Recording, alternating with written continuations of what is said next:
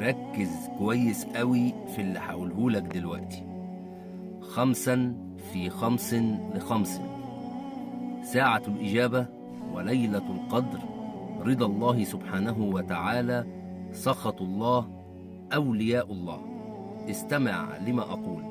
من أجمل وأروع الحكم التي قالها الإمام الحسن البصري حينما لقي أحد إخوانه فقال له: يا ابن أخي، إن الله أخفى 5 في 5 ل5.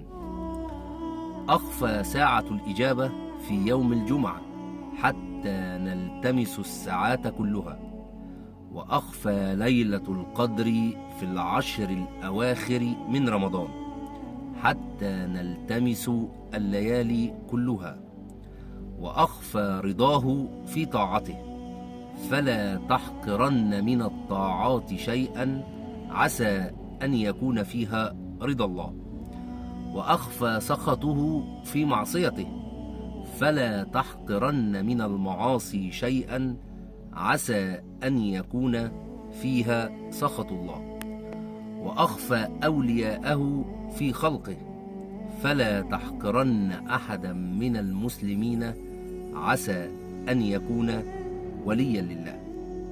نصيحتي ليك: خد بالك من ال5 دول، فكر فيهم.